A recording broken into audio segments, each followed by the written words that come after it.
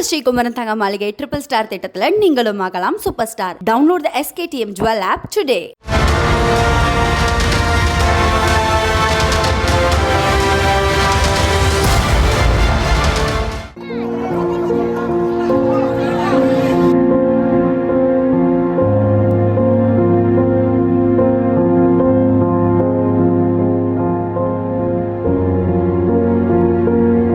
எனக்கு 60 வயசாகுது. பசி அது ஒண்ணுக்காகத்தான் நான் உதவி மையங்களை நோக்கி போக வேண்டிய கட்டாயத்துக்கு தள்ளப்பட்டேன். இல்லைன்னா நான் இங்கெல்லாம் போக வேண்டிய அவசியமே இருந்திருக்காது. சத்தியமா சொல்றேன், பசி இல்லைன்னா நான் எங்கேயுமே போயிருக்க மாட்டேன். நான் ஒன்றும் சின்ன பையன் இல்லை. இந்த வயசுல எதுக்கு நான் 4-5 கிலோமீட்டர் தூரம் நடந்து உதவி மையங்களுக்கு போகணும்? சாப்பாடு மட்டும் என்கிட்ட இருந்திருந்தா நான் எங்கேயும் போக மாட்டேன். கொஞ்சம் சாப்பாடு இருந்திருந்தா கூட போயிருக்க மாட்டேன். ஆனா நாங்க எதையுமே கொண்டு வரல. எங்க கிட்ட எதுவுமே இல்லை.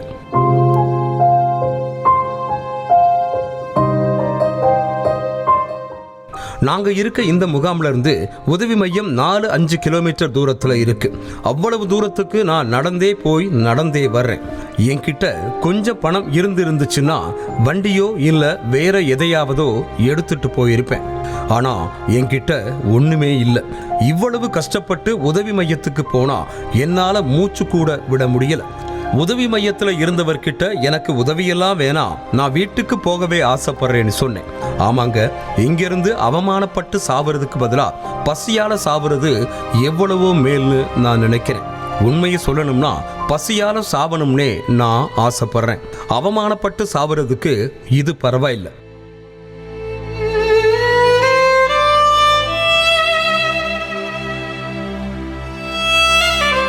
இந்த உதவி விநியோக முறையே ரொம்ப ஆபத்தானது. இதை ஏன் சொல்றேன்னா, அங்க கொடுக்கிற உதவியை வாங்குறதுக்கான எந்த பாதுகாப்பு நடவடிக்கையும் முறையா இல்லை. கொடுக்கிற உதவியை மக்கள் மரியாதையோட வாங்கிக்கிட்டு வீடு திரும்புற வகையில பாதுகாப்பு ஏற்பாடுகள் இருந்திருந்தா இதெல்லாம் நல்லா செயல்படுதுன்னு சொல்லியிருப்பேன். நான் ஏற்கனவே சொன்ன மாதிரி மக்கள் மரியாதையோட உதவியை வாங்கிட்டு அதே மரியாதையோட வீடு திரும்புவாங்கன்னு எனக்கு ஒரு நம்பிக்கை இருந்துச்சு. ஆனா இந்த நடவடிக்கைகளை பார்த்த அப்புறம் அந்த நம்பிக்கை போயிடுச்சு. இப்போ எங்கள் வீட்டில் மாவு இல்லை, சாப்பாடு இல்லை, ரொட்டி இல்லை, சாப்பிட எதுவுமே இல்லை. ஒவ்வொரு முறையும் உதவி மையங்களுக்கு நான் போகிறப்ப என் கையில் ஒரு பெட்டியை எடுத்துகிட்டு போவேன். அந்த இடத்துல என்னை சுற்றி 100-200ன்னு ஏகப்பட்ட பேர் சுற்றி நிற்பாங்க. என்னால் எதையுமே எடுக்க முடியாது. வெறும் கையோட வீட்டுக்கு வருவேன். முன்னாடி ஐநாவோட உதவி மையம் எனக்கு செய்தி அனுப்புவாங்க. நானும் மரியாதையோடு போய் உதவியை வாங்கிக்கிட்டு வீட்டுக்கு வருவேன். இப்போ எதுவுமே இல்லை. நீங்கள் வலிமையாக இருந்தால் அங்கே தர உதவியை எடுத்துக்கலாம், இல்லைன்னா எதையும் வாங்க முடியாது. எங்கள் குடும்பத்தில் மொத்தம் 21 பேர். எனக்கு 1 கிலோ மாவு வேணும்னா அதுக்கே 100 ஷெக்கேல் செலவாகுது. அதை வாங்குறதுக்கே எங்களால் முடியல. உதவி பொருள் கிடைக்கும்னு மற்றவங்க சொன்னப்போ நான் இங்கே ஓடி வந்தேன். என்னால் சரியாக நடக்கவே முடியாது. ஆனாலும் அடித்து பிடிச்சி ஓடி வந்தேன். ஆனால் இங்கே வந்து பார்த்தா எதுவுமே மிச்சம் இல்லை.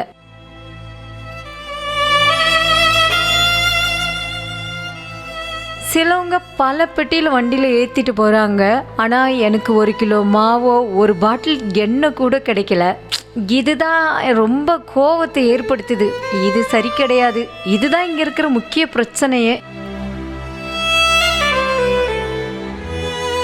நாங்கள் பொது கிச்சனுக்கு போனோம். ஆனால் எங்களுக்கு அதிர்ஷ்டமே இல்லை. அங்கே சாப்பிட்றதுக்கு கொஞ்சம் கூட உணவு இல்லை. என்னோட 11 மாத குழந்தை ஜக்காரியா கடுமையான ஊட்டச்சத்து குறைவால் பாதிக்கப்பட்டிருக்கா. போதுமான உதவிகளும் தேவையான பொருட்களும் காசாவுக்குள்ள நுழையில.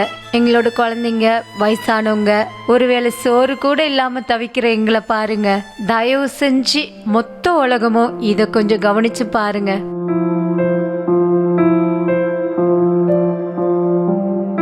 நாங்கள் இங்கே 70 வருஷமாக செத்துக்கிட்டு தான் இருக்கோம். ஆனால் எங்களோட நிலைமையை கவனிக்க இங்கே யாருக்குமே நேரம் இல்லை. எங்களை பற்றி கவலைப்படவும் யாரும் இல்லை. எங்களை பார்க்கவோ நீங்கள் எங்கே இருக்கீங்கன்னு கேட்கவோ யாருமே இல்லை. இதுதான் உண்மை.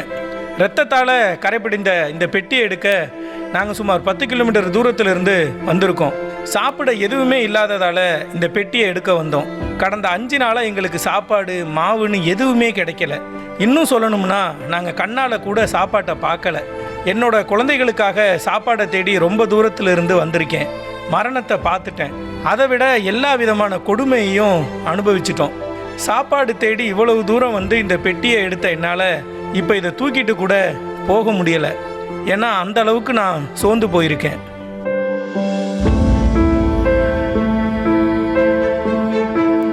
இங்கே உதவி இருக்கு, விநியோகமும் நடக்குது, அடையாள அட்டையும் தேவைப்படுது அப்படிங்கிற எண்ணத்தில் தான் நாங்கள் இங்கே வந்தோம். ஆனால் இங்கே வந்தப்போ எல்லாமே மொத்தமாக குழப்பத்தை ஏற்படுத்துது. இந்த உதவி விநியோகத்துக்கு யார் பொறுப்புன்னு எங்களுக்கே தெரியலை. சரி, யார் பொறுப்பாளராக இருந்தாலும் பரவாயில்ல, அது யூதர்களாக இருந்தாலும் வெளிநாட்டவர்கள், அரபுகள், அமெரிக்கர்கள்னு யாராக இருந்தாலும் சரி, அவங்க தவறான முறையில் செயல்படுறாங்க அப்படிங்கிறது மட்டும் உண்மை.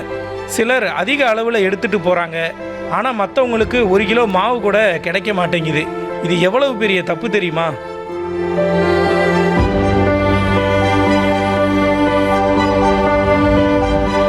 நம்ம ஸ்ரீகுமரன் தங்க மாளிகை ட்ரிபிள் ஸ்டார் திட்டத்தில் நீங்களும் ஆகலாம் சூப்பர் ஸ்டார். டவுன்லோட் த SKTM Jewel app today.